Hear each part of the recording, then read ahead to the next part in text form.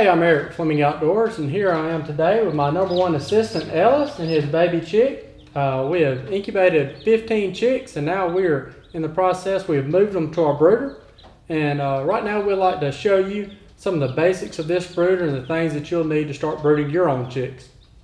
Brooders are designed to bring normal room temperature up to the desired temperature and cannot cool or overheat a room. Brooders do not have the sufficient heat to offset a cold, unheated barn. For game birds, brooders should be regulated the first week to the temperature of the incubator, which is about 100 degrees Fahrenheit. Chickens or other larger birds can start out around 95 degrees. Lower the temperature setting 5 degrees each week until a comfortable room temperature is reached. To do so, simply turn the knob located on the front of the brooder to either increase or decrease your temperature. The front of the incubator has an easy access door. To open, simply slide the door open. It gives you easy access to the chicks inside the brooder. And to close, simply slide it back shut. I've rotated the brooder around to where you can see some of the features on the back side. There's actually three feed troughs located on the brooder, one on each side and one on the back side. And then there's also, if you notice whenever I open the door, there's a wire mesh floor on the inside of the brooder. It's a 1/2-inch mesh floor and is designed to let the droppings pass through to the dropping pan. The dropping pan is located underneath the wire mesh floor. I'll pull it out. It can be easily removed for cleaning. If you notice on the dropping pan, there's a DACB paper. It's placed in the dropping pan, and it's been treated with antibiotics, and it also can absorb moisture. What we recommend doing, baby chickens have no problem with the 1/2-inch mesh floor. Day-old game birds such as quail, however, have difficulty for the first 5 days of age standing on the 1/2-inch mesh floor. For this reason, it's recommended that you take this sheet located right here and place on top of the mesh floor until after 5 days, and you can remove it and place it in the bottom. The great thing about this is it's easy to clean, and it can be completely removed. And then once you put your new sheet in, just slide it back in. On the back of the brooder, if you notice, we have a feed trough. This can be used for either feed or water. If you notice, located right here, it's an adjustable gate. What I've done is I've moved the gate up to the third. There'll be 3 little notches right here. I moved it up to the second or third one, and what this does is it allows the chicks to eat out of the trough. Now for the first 3 days since these have been hatched, I've actually fed them inside the brooder with little pans and a water. But once, after about 5 days, what I'm going to do, I'm going to convert them over to these feed troughs.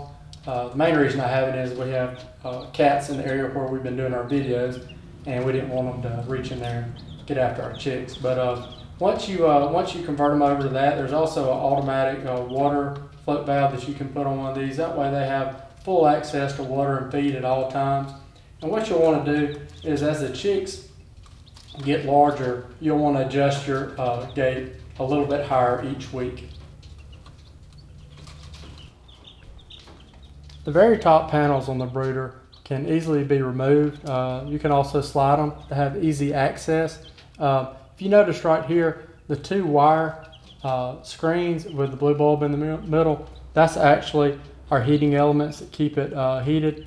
And then the blue bulb, there's actually 2 of them. One stays on, and then the other one will cut on when the thermostat flicks on. And then also too, there is a thermometer placed on the inside that you can easily see what the temperature of your brooder is.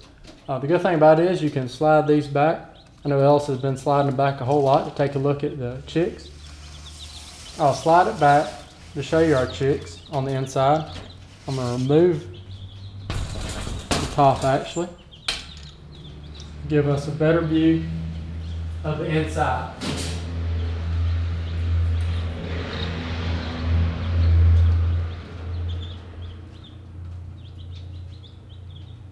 What I've done is I've actually taken the bottom of the 1-quart feeders and placed the feed in it until we can get the brooder in a location to where we can feed them from the sides. And I've also put in a 1-quart feeder with medicated chick starter feed.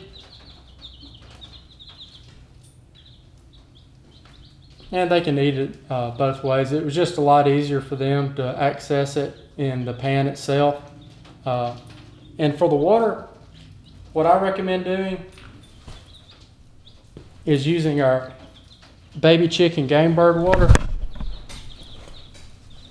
What the baby chicken game bird water has the advantage of, if you notice, the lip is extremely small.